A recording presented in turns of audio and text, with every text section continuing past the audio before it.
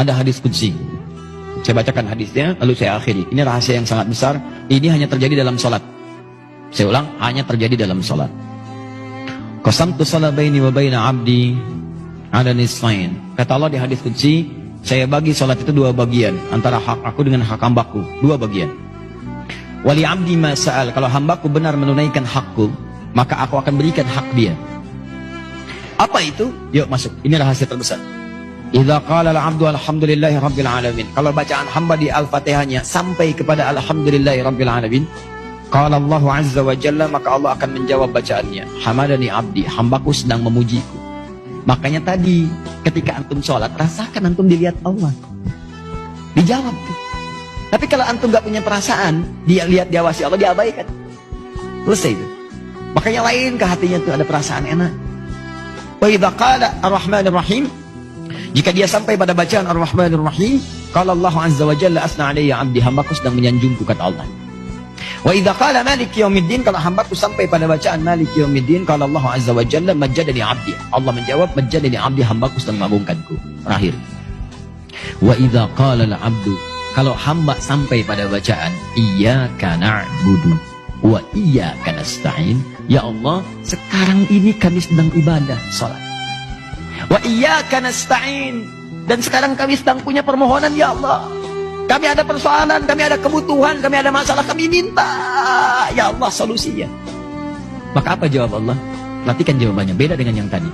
Qala Allah azza wa jalla, rahasianya Allah langsung menjawab, hadza baini wa baina abdi, ini perjanjianku dengan hambaku. Wali abdi, kalau hambaku benar bacaannya sampai sini, sholatnya benar sampai di situ, masalah sekarang apapun yang kamu minta aku akan berikan. Sekarang apapun yang kamu minta aku akan berikan. Saya tanya pada Anda membacakan iyyaka na'budu wa iyyaka nasta'in saat ruku atau saat sujud?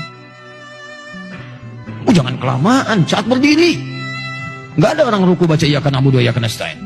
Allahu akbar, iyyaka na'budu wa iyyaka nasta'in. Enggak ada. Subhana rabbiyal azim, subhana rabbiyal azim bihamdi, subhanakallahumma bihamdika Allahumma ighfirli. Itu yang dibaca.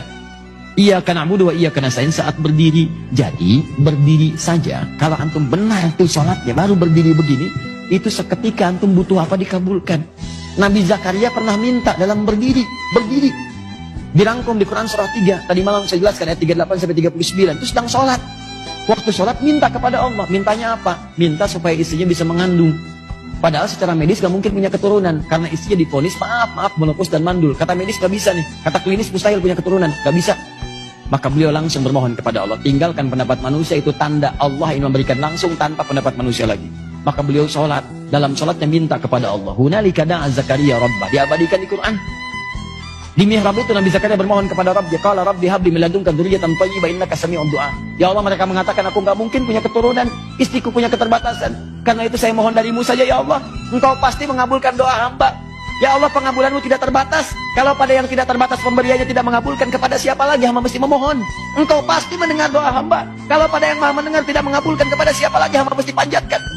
Itu sedang berdiri.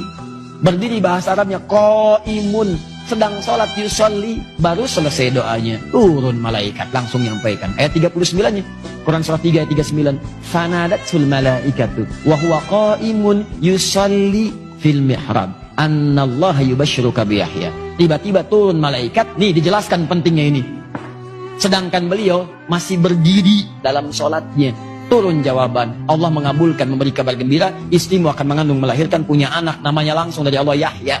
Sosok yang hidup, yang mustahil menurut manusia. Bayi terlahir dari rahim seorang perempuan yang menopause dan mandul, kata Allah nggak ada yang mustahil bagiku, jadi dan hidup dia. Kapan dipanjatkan? Berdiri. Dalam apa? Sholat. Nabi Zakaria sholat dalam berdiri, minta dikabulkan. Umat Nabi Muhammad, nabinya spesial, orangnya hebat, luar biasa, umatnya juga luar biasa. Dulu umat Nabi dulu lihat nabinya belum tentu beriman. Umat Nabi Muhammad gak lihat nabi masih beriman. Kurang apa lagi? Nabi Musa itu banyak umatnya, kelihatan nabinya ada gak beriman juga. Dibebaskan dari Firaun, Firaun ini tenggelam sampai ke bawah tuh. Begitu bebas dari lautan itu, Firaunnya sudah wafat, sudah selesai seketika. Musa, tolong dong cariin Tuhan lain. Bayangin.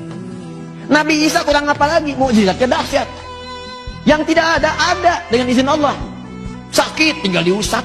Orang ke dokter ini diusap. Nabi Isa sakit mata, usap melihat. Nabi Isa kolera, usap lihat. Nabi Isa itu usap, tinggal usap. Dokter bangkrut lah pada saat itu. Ya, usap, yakin.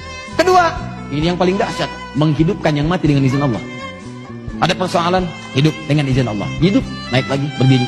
Ngasih tahu persoalannya, wafat lagi dengan izin Allah. Sampai sebegitunya, nggak yakin juga, dicari-cari nabinya, mau dibunuh. Bayangkan, Anda bayangkan, umat yang melihat masih ingkar juga. Umat Nabi Muhammad beda, nggak pernah lihat nabinya tuh kayak kita sekarang. Kalau di zaman Nabi melihat Nabi beriman, itu biasa. Nih, kita nggak pernah lihat. 15 abad udah lewat. Bahkan ada yang mimpi pun nggak pernah lihat, masih mau beriman. Maka Allah berikan yang spesial untuk umat Nabi Muhammad. Nabi Zakaria sholat, berdiri, minta dikasih. Umat Nabi Muhammad sebelum sholat 5 kali sehari. Kata Allah, saya tunggu. Kamu mau minta apa, saya kasih. Cuman pertanyaannya, banyak yang tidak minta pada saat itu. Saya tanya pada antum, ketika antum sampai pada ayat ini, iyyaka na'budu wa iyyaka nasta'in, antum minta apa? Ayo, padahal jelas. Baca Al-Baqarah ayat 45. Wasta'inu bisabri wassalah. Kalau kamu punya masalah, minta kepada Allah solusinya. Bisabri, terima dengan sabar. Wassalah, saat sholat minta. Wasta'inu, perintah. Cara mintanya nasta'in. Kapan kalimat nasta'in itu muncul? Dalam berdiri. Iyyaka na'budu, ya Allah sekarang kami sholat. Kata engkau kalau punya masalah, lakukan sholat. Sekarang kami sholat. Wa iyyaka nasta'in. Kata engkau wasta'inu, sekarang kami nasta'in. Sekarang kami minta. Kata Allah, ya, kalau bagus sholatmu sekarang, minta. Apapun yang kamu minta, aku kabulkan.